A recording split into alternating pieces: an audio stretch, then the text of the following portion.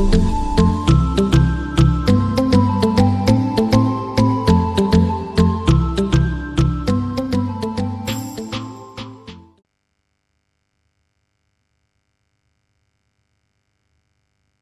everyone, welcome back to Concept Classes, where our focus has always been on conceptual clarity, not just memorization.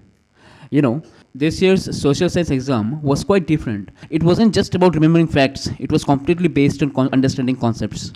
And I'm very happy to share that a few of my students, with their consistent hard work, their focused efforts, and their strong conceptual clarity, secured letter marks in social science.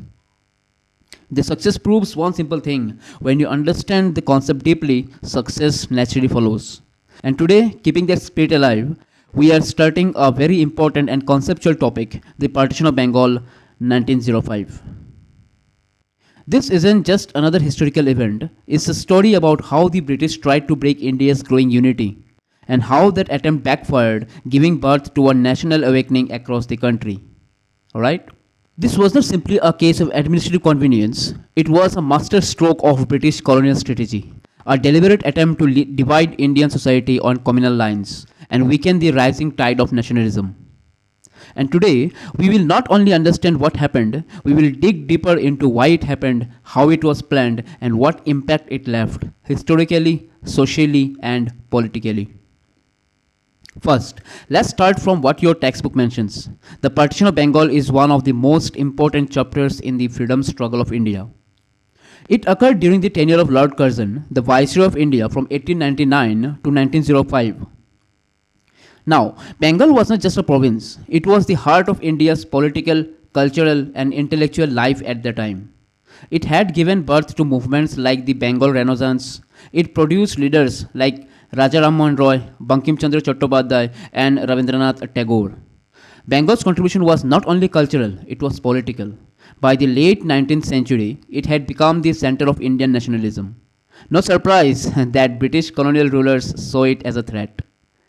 Let's understand the scale first. In 1905, Bengal had a population of over 78 million people, comprising not only present-day West Bengal, but also Bangladesh, Bihar, Orissa, parts of Assam, and even portions of what is now Jharkhand. Bengal's area was 4,89,500 square kilometers, larger than many European countries. From an administrative point of view, it was a large. The British argued it needed division to improve governance. But was that the real reason? The truth was much more sinister. The division was planned along religious lines. Eastern Bengal and Assam with a Muslim majority, Western Bengal with a Hindu majority. The Eastern Bengal region had 15 million Muslims and 12 million Hindus, while Western Bengal had 42 million Hindus and only 9 lakh Muslims. This wasn't accidental. The British feared the growing unity between Hindus and Muslims in Bengal's nationalist movement. They wanted to sow seeds of division, weaken resistance, and maintain colonial control. Remember, at this time globally, Ireland was witnessing sectarian divisions encouraged by Britain. In Africa, colonial powers were promoting ethnic rivalries. Divide and rule was a global imperial strategy, not unique to India. The Partition of Bengal was simply the Indian version of this imperial game. Now you may wonder, where did this topic come from? Actually, I evaluated the textbooks which are referred by or followed by UPSC aspirants, so that you get an in-depth knowledge of what we are studying, so that it will help you in your future endeavors. So let's continue. The process of division did not start in 1905 overnight. In 1773, through the Regulating Act, the Governor of Bengal was upgraded to Governor General of India. Bombay and Madras governors were brought under his control. Later, because Bengal was becoming too vast, the British appointed a lieutenant governor separately for Bengal. Now I have a question for you. Do you remember who was the first governor of British India? I want you to answer that in the comments down below. Now let us continue. But even that wasn't enough. After the 1857 revolt, British rulers realized that political awakening was dangerous if left unchecked.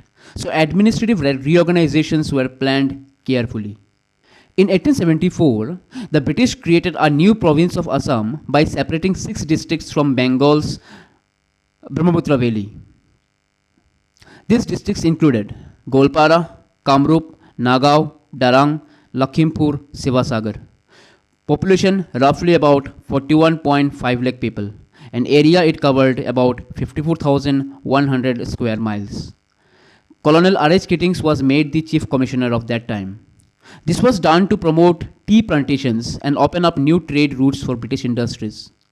Some historians see this 1874 move as the first formal step towards the ultimate partition of Bengal.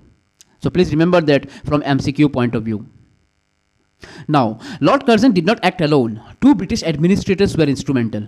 Andrew Fraser, Chief Commissioner of Central Province, Madhya Pradesh today, and J. Bamford Fuller, Chief Commissioner of Assam.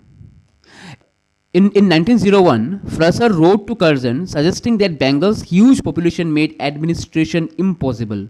He proposed removing Orissa and Sambalpur from Bengal. Meanwhile, Fuller proposed attaching Chattogram to Assam to boost British tea exports. Chattogram, now as we know it as Chittagong, had a strategic port, vital for controlling northeast India and connecting British Burma. Lord Curzon carefully studied these proposals, seeing it as a chance to administratively fragment and politically divide Bengal. He pushed ahead with the plan. The partition of Bengal was not simply about maps and borders, it was about breaking unity, dividing communities, and maintaining imperial domination. And when Bengal was partitioned, India did not remain silent. A powerful national awakening began, one that would lead to movements like Swadeshi boycott, national education, and eventually the call for Purna Swaraj, complete independence. In today's session, we explored the background and early moves leading to the partition. In the next video, we will dive deep into how the partition was implemented, how people protested, and how Bengal's voice of unity changed the entire course of India's freedom movement. Stay tuned and keep learning with concept classes, where history meets depth and concept meets clarity. Jai Hind.